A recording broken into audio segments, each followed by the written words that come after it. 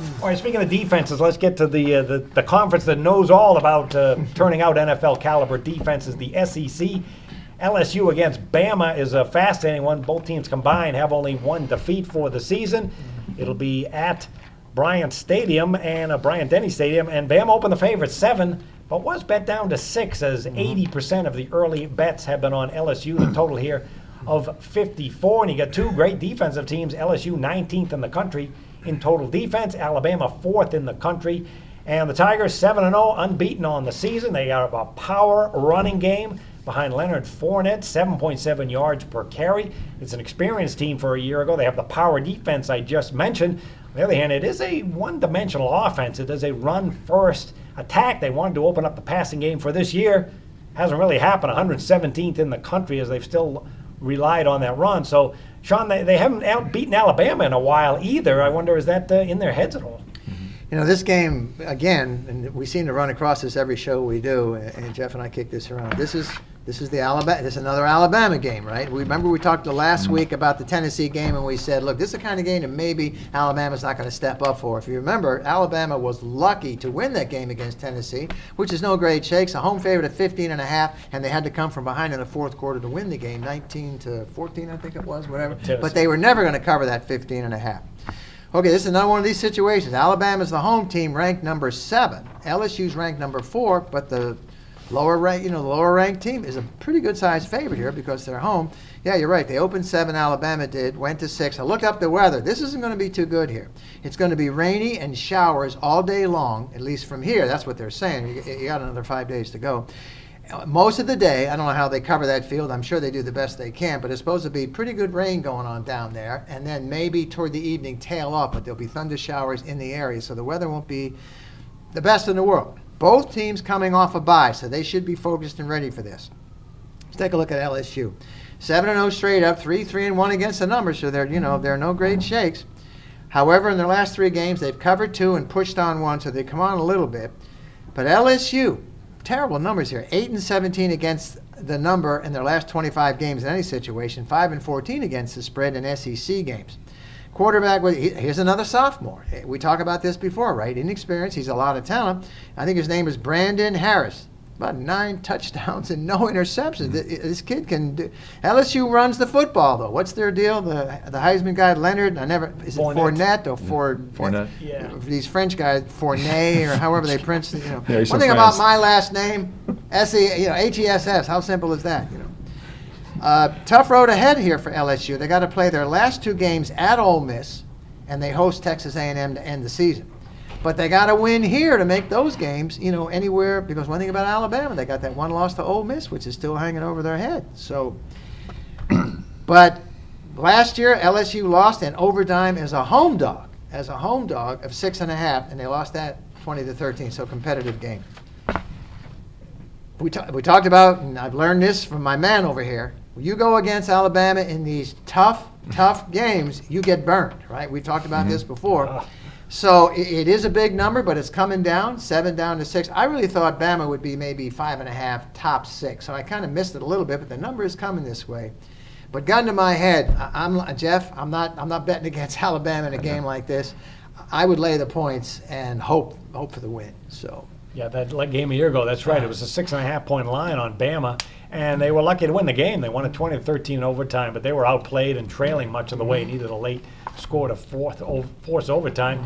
This Bama team now 7-1. All the talent in the world, as usual, with the program. But just 3-5 against the number. They don't cover games. That's the big thing, right? And there's more to 5-14-1 ATS against the SEC. Had a couple of flaws. They had the meltdown against Ole Miss. That was their loss. Yeah. At home. Yes, that's right. Senior quarterback Jake Coker.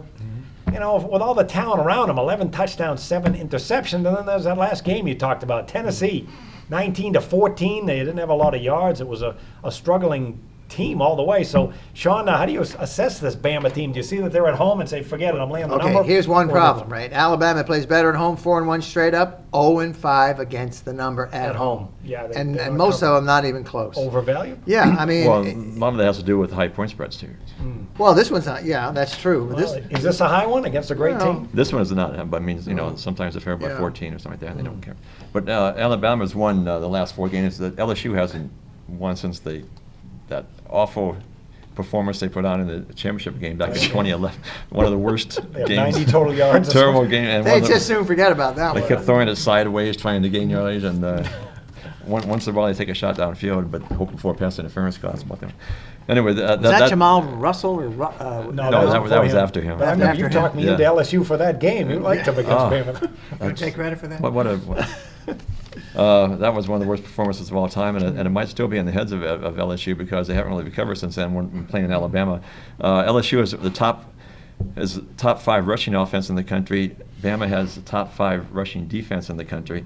They've only allowed 2.6 yards per carry. LSU's averaging 6.7 yards per carry, mostly because of Fournette, who's averaging 7.7 and 193 yards per game. Quarterback Brandon Harris has no interceptions. LSU is the only team in the country. I think we looked it up before the show. The only team in the country that has not thrown an interception, and he's completing 59% of his passes, 9 TDs. He's one of those quarterbacks who just manages the game, tries not to make mistakes, and so far doing a pretty good job. Alabama's got a pretty good run of themselves. Derrick Henry, 5.8 yards per carry, 130 yards per game. Coker's he's another one that just good enough to get by. About 64% of his passes he completes, 11 TDs, 7 interceptions. But we have Nick Saban against Les Miles, and whenever that happens, I want my money on Saban. Yeah, Miles not a step-up coach. Miles. We because of past experience and also Les Miles' reputation as a poor clock manager too. So I'll go with Alabama and Saban again. I can't trust the LSU in this situation for a couple of reasons. One is that they're on the road, and the weather. One-dimensional on offense is going to be. It's so easy to defend those teams if you've got defensive talent. They can bring 8 or 9 guys up on first down, knowing Fournette's going to get the ball. Then you force him into 2nd and long or 3rd and long, and that's going to cause Brandon Harris, force him to roll out and throw more, which they haven't asked him to do all season long. They're on the road in a hostile environment. That's going to be tough. And I like the job that the offensive coordinator for Alabama has done this season. They really mix it up. They really throw a lot of surprises, wrinkles at opponents running when you expect them to pass and vice versa. There's even some trick plays in there. Being at home, I know they're going to open up. Lane Kiffin is going to open up the playbook for this one. And this could be tough for LSU if Bama gets up 10-0 or something and totally forces LSU to throw more. And then you're talking about some turnovers. So I'm looking at the one-sided game here. For the home team, we're also looking at a defensive game. We talked from the beginning about how these two teams are top 19 in the nation in total defense. The defenses are gelling late in the season. Last year's game went overtime, and they scored 33 total points. That's the way I look at this game. I'll take the home team and an under game. Yeah, I'm surprised the total was 54. I thought it would very be high 45 and a half, 46. I was really shocked at that. So. Yeah, we thought it might be in the 40s too. The high 40s, the that would numbers be were coming up. at the most. All right, we have some plays going on too for the weekend, Jeff. Your top plays are called these blockbusters. You don't release them very often. 32-14 run going back a year, and you had the Houston Cougars 34-0 in a blowout as a small favorite, 14 points. 10 and a half. Oh, 10 and a half. Okay. Yeah. And for this weekend, you have another one available too. How can folks get that? Yeah, you could just go to jim5s.com or call the number on your screen, and for $99 you get a blockbuster. I had a great week. I'm 6-2 Saturday and Sunday in college and pro football. 5-1. I'm on a 5-1 run in the NBA, and I was 5-0 in the World Series. I had the Royals in games 1, 2, 4, and 5. The Mets in game 3. So it's just everything's going great here at LVSS.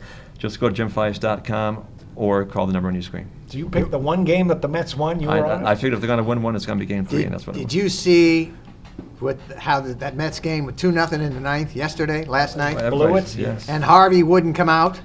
Yeah, that's the way I handicapped who's running the show here, right? Yes, I did have the Mets. I admit it. So I'm mad about that too. And yes, I had the under. Thanks a lot for blowing that 2-0 right. There's lead. another thing. that's Right? They brutal. score 5 runs in the 12th inning or something and run away with the game. That was a tough one. Jeez. All right, well, that'll do it for the college football edition of Pro Line. Make sure you tune in next week. Good luck with the games, everyone, and we'll see you then.